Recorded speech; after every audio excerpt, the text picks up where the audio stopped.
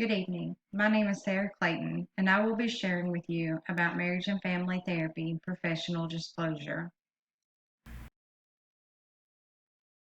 To gain my temporary license in the state of Tennessee, I must complete a master's degree in marriage and family therapy from an accredited program.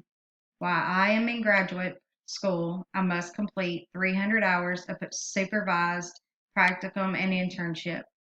Before I can apply for my temporary license, I must have an identified supervisor to complete the supervised experience required for full licensure. During the 3 years that I maintain a temporary license, I may only represent myself as a marital therapy intern or a family therapy trainee. In some cases, a therapist may hold a temporary license for longer than 3 years. It all depends on whether and when the board grants or denies full licensure.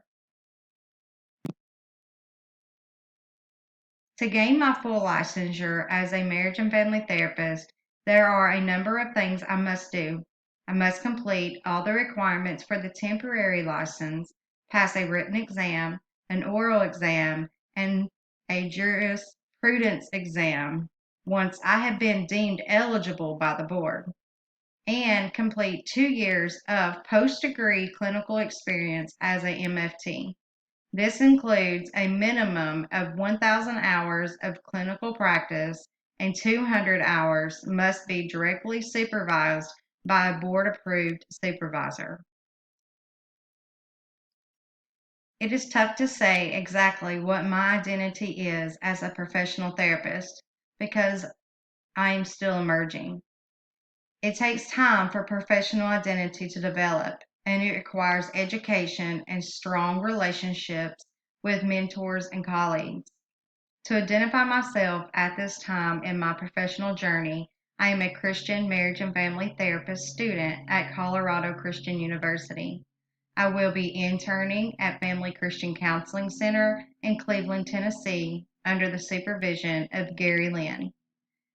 As an intern, my clinical work will include my education, experience, and dedication, as well as the regular consultation and guidance I receive from the supervision of Gary Lynn.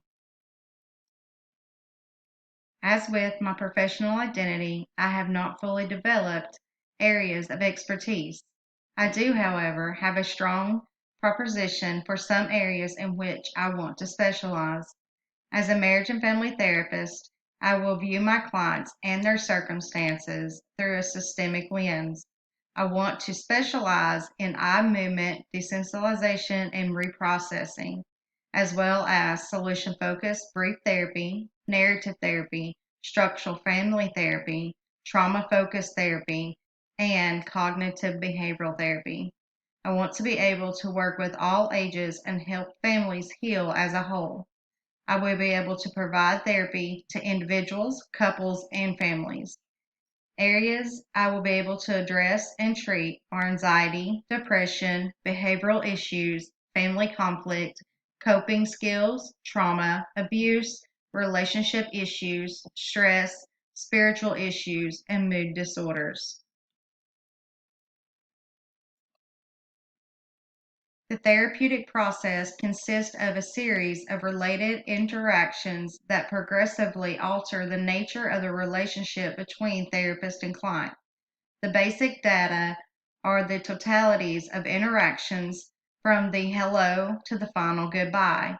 The therapeutic process involves the patterns of conscious and unconscious thoughts, feelings, and behaviors that are brought to awareness through the relationship between the therapist and the client.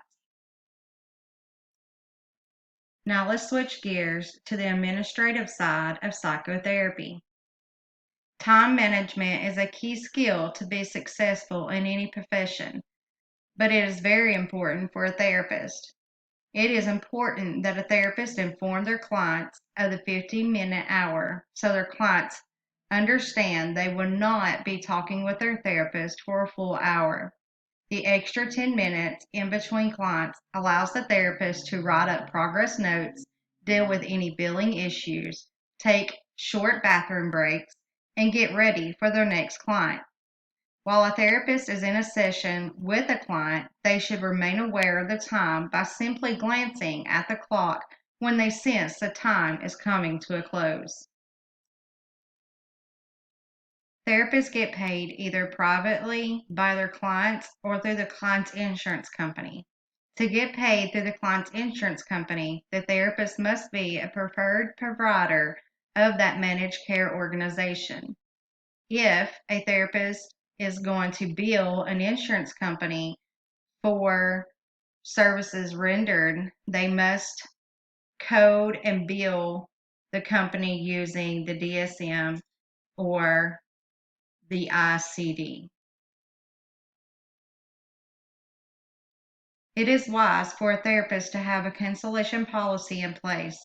A cancellation policy allows the therapist to clearly set expectations for what might happen if a client does not show up to their psychotherapy appointment or cancels their appointment on a short notice. Therapists must have this information in their informed consent documents and go over this information with their clients during the initial visit. Most mental health practitioners have a 24-hour notice policy and a fee for no-show visits.